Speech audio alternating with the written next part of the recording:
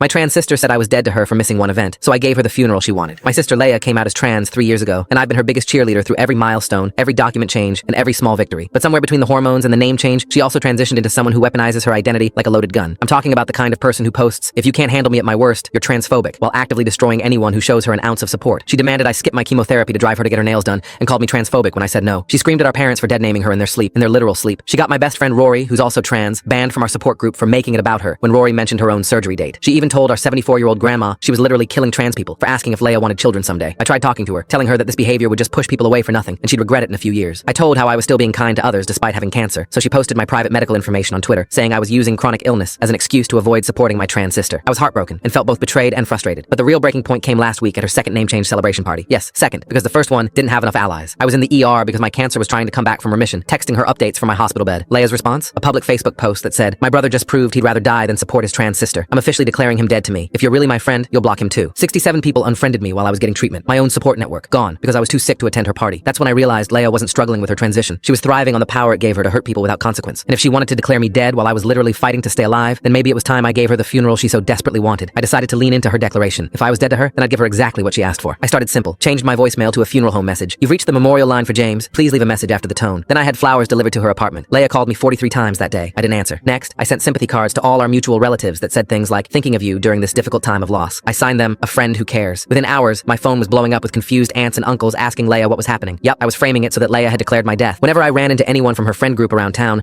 I'd mention casually that I was planning a celebration of life for myself. Since Leia declared me dead, I figured I should honor her wishes, I'd say with a sad smile. It's what she wanted. Word spread fast. People started asking Leia about the service. She tried explaining that I wasn't actually dead, but that made her look even worse. "So you lied about your brother dying?" they'd ask. "That's really messed up, Leia." The masterpiece came together when I scheduled my funeral for the same day as her third name change party. Oh yes, she'd planned a third one. I rented the community center across the street from her venue, put up a big sign, "Celebration of life for James, beloved brother." Even hired a friend to play somber piano music that could be heard from her party space. I invited everyone with a simple message. Leia declared me dead to her on social media last week. Since she's made her wishes clear, I'm honoring them with a proper goodbye. Light refreshments will be served. The turnout was incredible. Turns out I wasn't the only one Leia had burned. Many relatives, and even Rory showed up. My parents came too, confused but supportive. Meanwhile, Leia's third party only had 8 attendees. She could see the crowd at my event through the windows. Every time someone left her party to come to mine, she got more frantic. She tried crashing my funeral, screaming about transphobia and manipulation, but Rory stood up and spoke the truth. "The only person being transphobic here is you, Leia. You use our community as a weapon. You hurt trans people who don't serve your ego. You declared your brother dead while he was in the hospital with cancer. We're here to mourn the relationship you killed." Leia left in tears. No one attacked her identity. They just refused to let her use it as a shield for cruelty anymore. The best part? She couldn't complain about it online without admitting she declared me dead first. She couldn't play victim without explaining why her cancer-stricken brother was holding a funeral for himself. She'd trapped herself in her own narrative. These days, Leia tells people I'm dramatic and petty, but she stopped weaponizing her identity. She stopped declaring people dead when they couldn't serve her needs. And whenever she sees white lilies, she remembers the funeral she asked for and received.